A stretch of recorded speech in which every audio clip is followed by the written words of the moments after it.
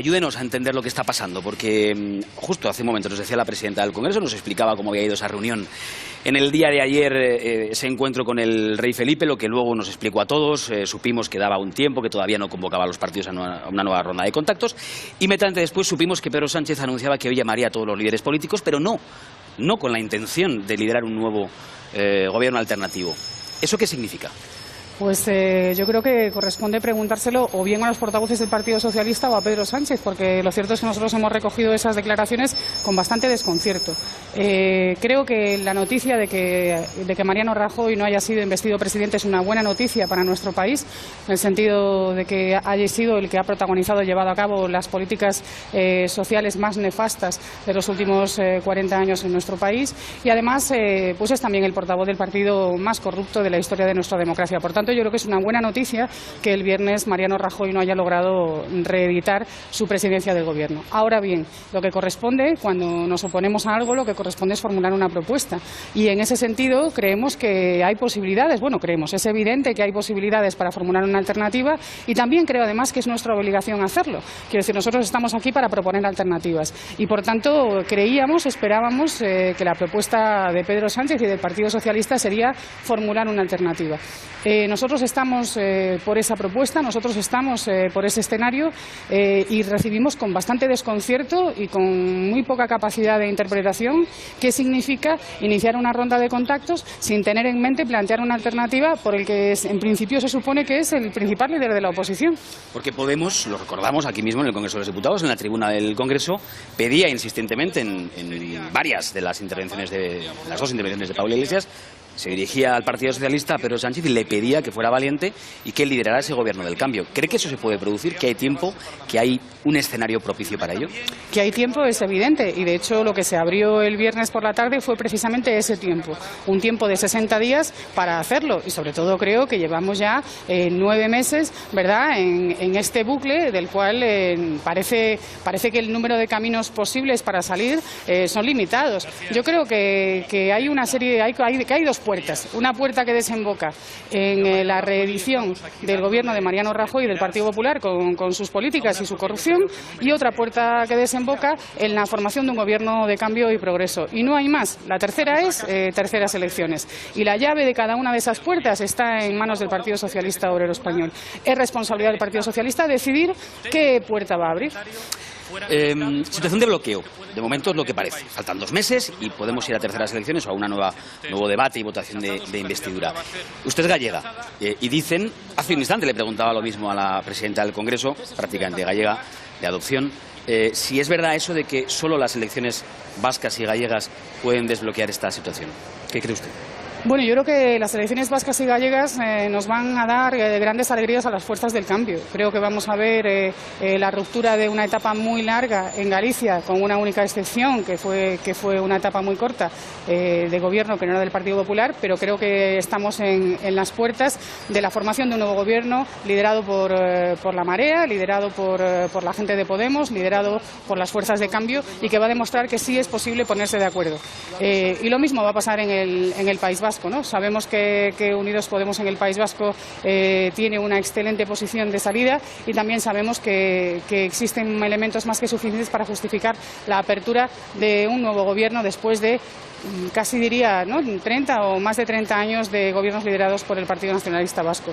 Por tanto, el cambio avanza a velocidades desiguales en el territorio, el cambio avanza a velocidades desiguales en las distintas zonas del país. Ahora bien, lo que no puede ocurrir, y yo creo que eso es algo en lo que todos estamos de acuerdo, es que estemos en una situación en la que el Partido Popular no tiene fuerza suficiente para constituir un gobierno con sus aliados, con Ciudadanos, con sus muletas, con lo que le queramos llamar, y sin embargo quienes tienen la capacidad para plantear y formular una alternativa no dan el paso, porque entonces alguien no está cumpliendo con su responsabilidad. Y yo creo que si nosotros estamos aquí, si estamos dentro de las instituciones, es porque queremos gobernar, es porque queremos que nuestro proyecto de país, que nuestras propuestas salgan adelante. Si no tenemos voluntad de sacar adelante nuestro proyecto político, pues entonces a lo mejor tenemos que pensar otras opciones, ¿no? Una más, enseguida abro la mesa para que también nuestros analistas formulen sus preguntas. Situación de bloqueo. Ciudadanos y Podemos. Ciudadanos han manifestado por su parte que no va a ningún acuerdo con Podemos, y Podemos también reiteradamente, por ello le pregunto, ha manifestado que con Ciudadanos no va a ninguna parte. ¿Eso sigue siendo así? Sí, es que yo creo que hay cosas que no tienen sentido, pero no porque no es que no tengan sentido por una cuestión de bloqueos, es que no tienen sentido por una cuestión de proyectos. Yo creo que a nadie espera que el proyecto político de Unidos Podemos y el proyecto político de Ciudadanos sea el mismo, porque no lo son. No lo son, y de hecho competimos electoralmente para defender propuestas diferentes. Yo creo que además de eso hay una noticia que casi voy a dar como primicia, porque parece que algunos no se han enterado, y es que Ciudadanos ha llegado a un acuerdo con el Partido Popular. Ha llegado a un acuerdo con el Partido Popular y ha votado a favor de la investidura de Mariano Rajoy.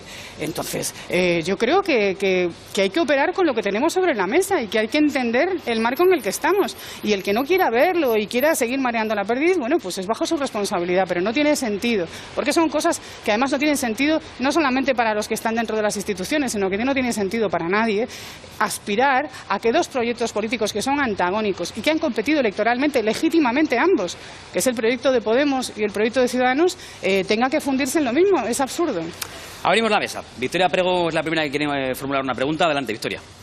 Buenos días, señora Vescansa. Vamos a ver, en esta iniciativa de Pedro Sánchez de hablar con todo el mundo para ver si llegara a algún acuerdo, pero sin cabeza, ¿ustedes estarían dispuestos a encabezar esa iniciativa? Es que no tengo pinganillo. Dame un segundo, Victoria. Alternativa. Eso quiere decir que no me está... No, significa efectivamente que no está escuchando nada, pero enseguida le estamos poniendo el pinganillo, Victoria. Y unos instantes enseguida, en cuanto tengamos el pinganillo puesto, que se nos ha caído y estamos buscándolo, pues volverá Victoria Prego a formular esa pregunta. Recuerdo que estamos en mesa de análisis en los desayunos, cuando son las 9:10 de la mañana en el Congreso de los Diputados, en la Plaza de las Cortes, en la carrera de San Jerónimo. Y ¿ya podemos escuchar? Sí, yo creo que venga, sí. Victoria, adelante con esa pregunta de nuevo, a ver si tenemos suerte y podemos escuchar. Pues otro de buenos días, señora Vescansa.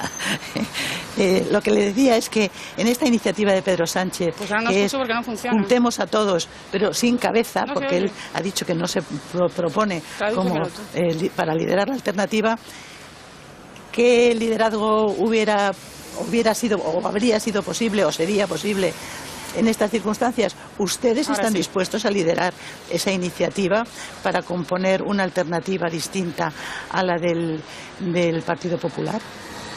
Con la última parte de la pregunta, yo creo que Carolina te apañas, ¿no? Bueno, hemos tenido también problema con el pinganillo, pero al final ha podido escuchar. Sí.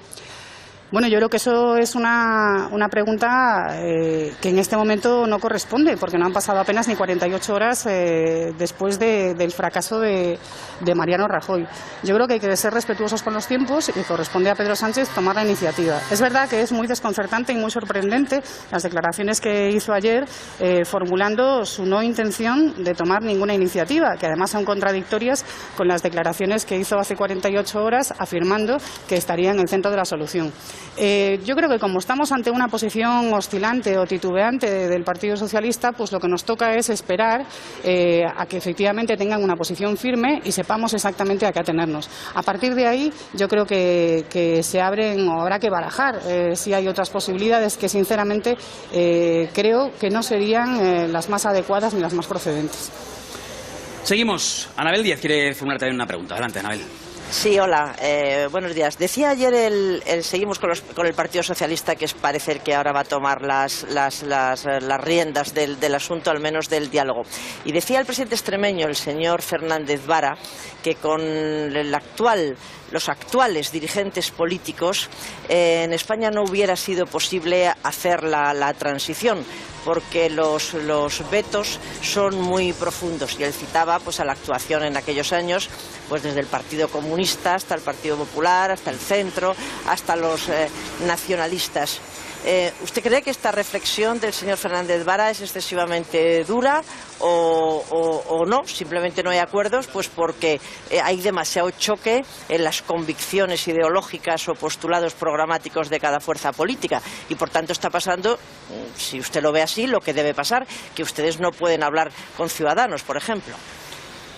Yo creo que, y está aquí Victoria Prego, y por tanto pues creo que es una opinión y un criterio muy a tener en cuenta a la hora de recordar cuáles fueron los marcos y los contextos para interpretar la transición. Yo creo que hay un elemento decisivo, fundamental y diferencial, que es el ruido de sables. En la transición, todos los pactos, desde los pactos de la Moncloa hasta los pactos por la Constituyente, se hicieron bajo la amenaza de un golpe de Estado militar que efectivamente finalmente se materializó en el intento de golpe de Estado del 23 de febrero.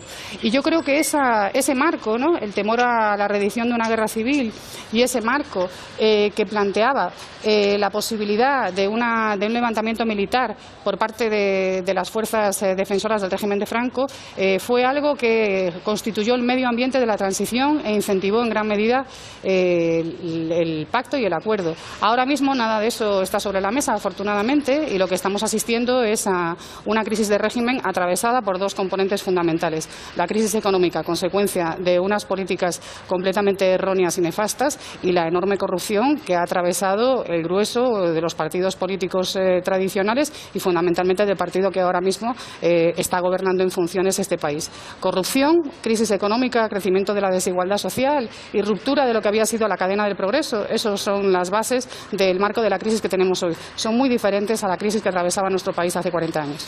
Vieto Rubido, adelante. Sí, buenos días, Carolina.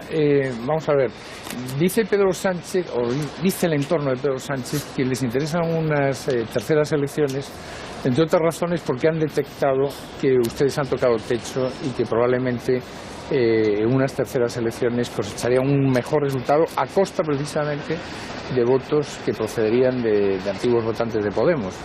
¿En base a qué cree usted que puede detectar el Partido Socialista una caída de la simpatía de ustedes entre el electorado?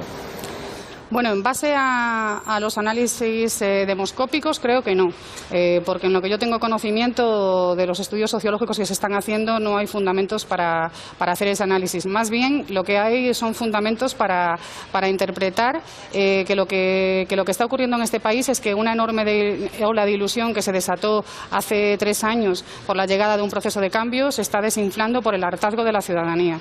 Y yo creo que somos responsables de intentar mantener viva esa ilusión por el cambio y de estar a la altura de la responsabilidad que la gente ha puesto sobre nuestras espaldas. A partir de ahí, yo creo que no habrá ningún experto en sociología electoral que le recomiende al Partido Socialista que intente trabajar por futuras elecciones creyendo que les va a ir mejor.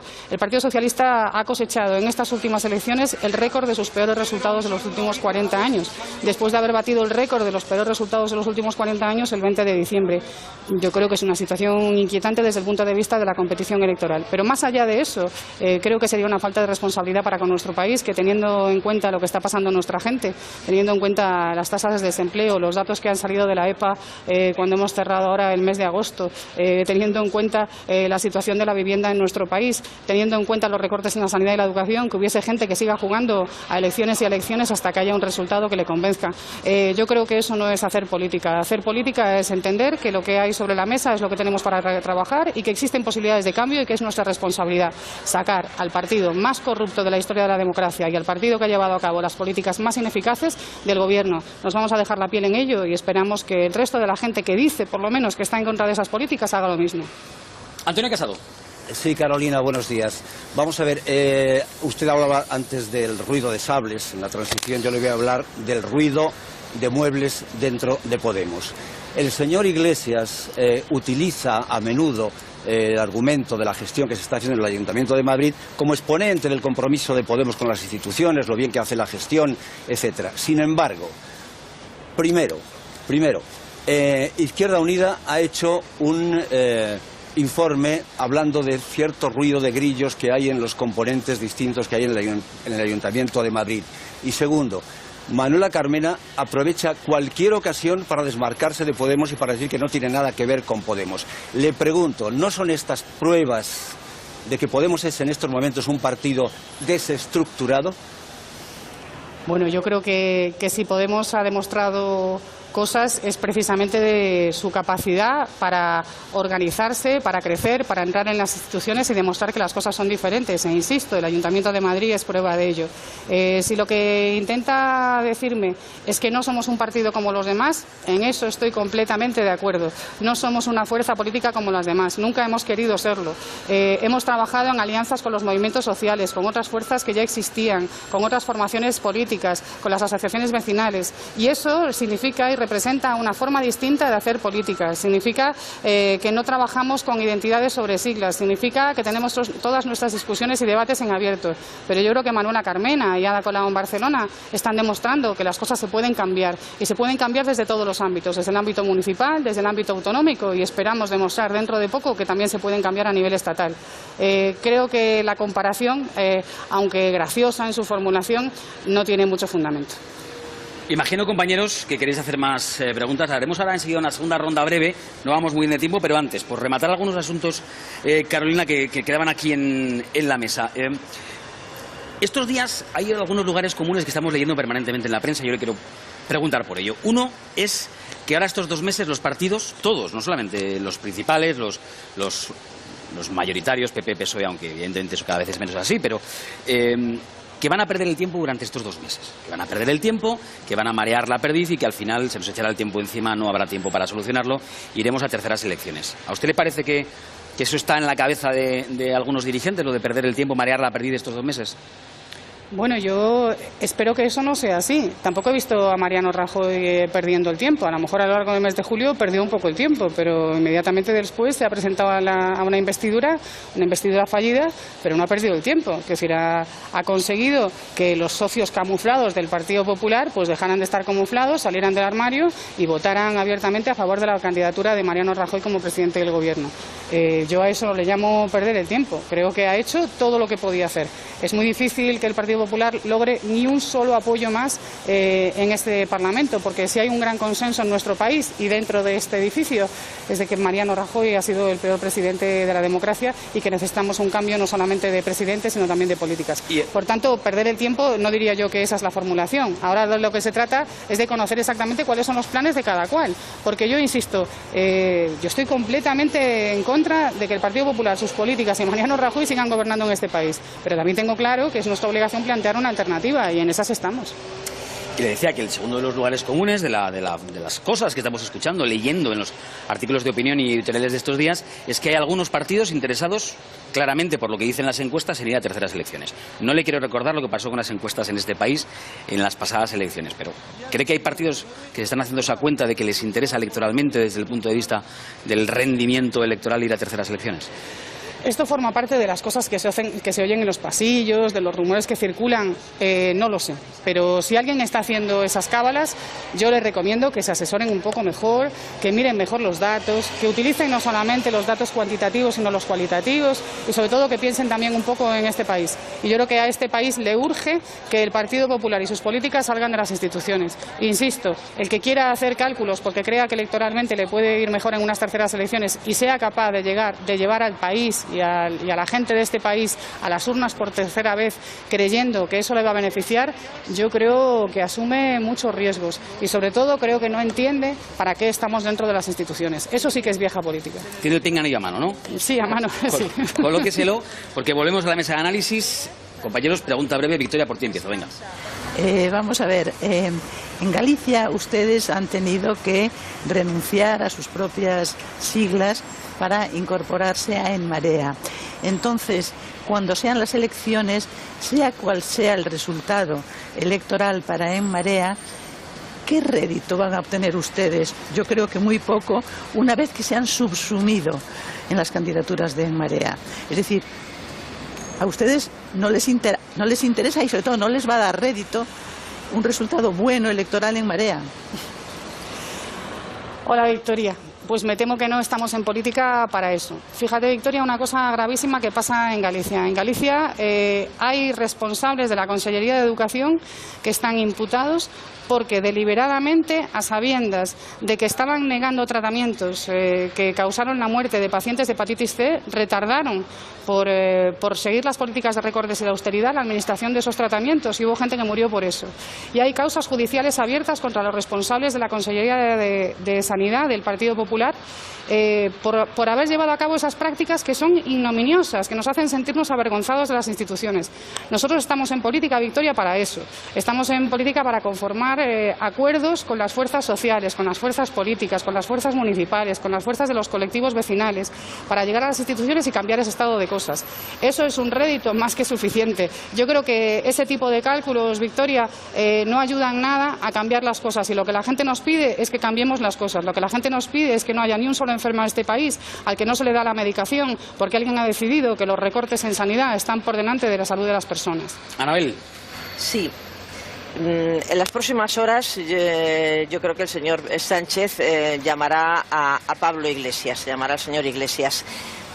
Mi pregunta es, en esta ocasión, en esta nueva edición de Contactos, ¿está dispuesto Podemos, Unidos Podemos, en ponerle las cosas más fáciles a Pedro Sánchez para que pueda presentarse ante su comité federal con una propuesta de alternativa firmada con Podemos, sin que esta fuerza política ponga sobre la mesa pues una de las líneas rojas que le han puesto su propio partido a Pedro Sánchez, cual es que se celebren en las comunidades autónomas referendos de autodeterminación o se respete el derecho a decidir? ¿Están ustedes dispuestos a encriptar esos asuntos que tienen que ver con la soberanía nacional para que Pedro Sánchez pueda salvar los muchos obstáculos que tiene dentro de su partido, dentro del Comité Federal?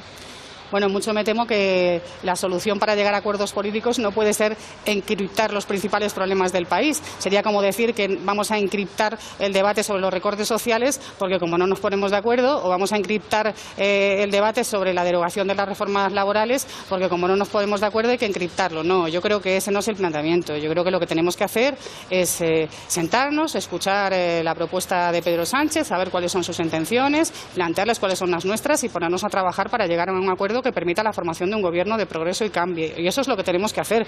Pero encriptar los problemas nunca ha sido el camino más corto para resolverlos. Yo creo que encriptar los problemas suele ser el camino más corto para enquistarlos, para no afrontarlos, y yo creo que es una senda que el Partido Popular ha transitado con tanto magisterio que en estos momentos tenemos un nivel de putrefacción en nuestro país en lo que se refiere a la asunción de las responsabilidades sobre la corrupción, sobre la regeneración democrática y sobre las políticas económicas desastrosas, que más bien lo que hace falta es ponerse de cara a todos ellos y empezar a plantear alternativas. Vito. Derecho a decidir, perdón, no era sobre las demás, ni las políticas sociales, hay muchos otros temas. Decía en concreto el derecho a decidir, porque usted sabe que si se plantea, el señor Pedro Sánchez no va a salvar ese obstáculo en su comité federal. Pero bueno, está respondido, señora Vescanza, gracias. Vito, adelante. Sí, yo quería volver al discurso que tienen ustedes de los recortes, del desmantelamiento del estado del bienestar. Y entonces me gustaría que me dijese cómo es posible que se haya desmantelado el estado del bienestar y España lidere en la sanidad pública a nivel mundial los trasplantes de órganos. Es decir, que España es el primer país del mundo que en hospitales públicos lleva a cabo trasplantes de órganos. También quería saber cómo es posible que en Galicia, por ejemplo, estén las tasas universitarias más bajas, significativamente más bajas, por ejemplo, con respecto a la comunidad de Cataluña. O, por ejemplo, cómo es posible desmantelar el estado del bienestar cuando el 38% del PIB, del Producto Interior Bruto, es decir, 380.000 millones de euros al año, se destinan al estado del bienestar. ¿Qué es el desmantelamiento del estado del bienestar? Bueno, en relación a la primera cuestión, la cuestión de los trasplantes, España es líder en trasplantes, primero porque existe una enorme conciencia sobre ella, pero segundo, y es un asunto no menor, porque también tenemos una enorme tasa de accidentes de tráfico con gente joven que puede donar. Entonces existe un vínculo importante, como siempre los análisis sociológicos requieren más causalidad que lo exclusivamente político, así que la tasa de trasplantes no solamente está conectada con el estado del bienestar, o no fundamentalmente, sino con la cantidad de gente joven que muere en cada país por cuestiones de accidentalidad. Y eso tiene que ver con la siniestralidad en las carreteras y eso también tiene que ver con deficiencias en la inversión en infraestructuras que hace que sigan existiendo muchos puntos negros en la red vial española que con una política distinta de inversiones habrían salvado muchas vidas. Así que yo creo que en ese sentido ese dato aparentemente tan positivo esconde otro tipo de realidades que a lo mejor no son tan positivas. En relación al gasto público en gasto social, estamos muy por debajo de la media europea y eso no es una realidad coyuntural de este momento, sino que es una realidad que atraviesa el estado del bienestar en nuestro país desde los años 80. Es algo que no se ha revertido. Estamos por debajo de la media europea tanto en gasto sanitario como en gasto educativo. Las diferencias a la hora de los ajustes en distintas comunidades autónomas, a la hora de plantear los recortes en sanidad o en educación, tienen que ver con la gestión de cada uno de los gobiernos. Si usted me dice que en Galicia las tasas universitarias son más bajas que en Cataluña, yo le digo que en comunidades como en Madrid las tasas universitarias se explican también su subida por la enorme deuda que la Comunidad de Madrid mantiene con las universidades públicas madrileñas que no se acaba de pagar. Bueno, parece que ahora por fin el Gobierno del Partido Popular ha anunciado que va a pagar los 250 millones que deben las universidades públicas, pero le quiero decir que el ajuste o no de las tasas tiene que ver con más elementos. Los ajustes que se han llevado en Galicia o los recortes en términos del ámbito de la sanidad, le invito a que pregunte a toda la gente de la Marea Blanca, a toda la gente de la sanidad de los distintos grandes hospitales públicos, a las grandes inversiones de corrupción en el Hospital Álvaro Cunqueiro de Vigo, que pregunte qué es lo que se ha hecho con el gasto social en Galicia y a lo mejor se encuentra con que las cosas no son exactamente como las está describiendo. Estamos fuera de tiempo, pero falta una pregunta, resta una pregunta, la de Antonio Casado. Antonio, por favor, máxima brevedad en lo posible en la pregunta y Carolina en lo posible en la respuesta. Muy rápido, sobre la posición de Podemos o la suya personal en el caso Otegi. Ha sido calificado por Iglesias como hombre de paz. Yo le pregunto si usted también cree que Otegi está moralmente y legalmente, o legalmente y moralmente, habilitado para aspirar a ser Lehendakari del País Vasco. Yo creo que lo mejor que puede pasar en el País Vasco es que sean los vascos y las vascas los que decidan en las urnas quién está en las instituciones. Y eso es lo más saludable en democracia. Y a esos hechos yo creo que son hechos incontestables que generan un enorme consenso en la sociedad en Euskadi. Seguir confrontando este tipo de debates, tratando de reabrir posiciones que ya están superadas y que la inmensa mayoría de la gente en el País Vasco quiere dejar atrás, creo que es hacerle un flaco favor a la normalización de la vida política en Euskadi, que es ya no digo que es lo que la gente quiere, que es en lo que la gente está desde hace mucho tiempo en Euskadi. Lo dejamos aquí. Una cosa más. Me acaban de chivar que ha dicho en la radio Emiliano García Paje, líder socialista de Castilla-La Mancha, que textualmente el PSOE, ha dicho García Paje, nunca se ha negado a negociar con Podemos.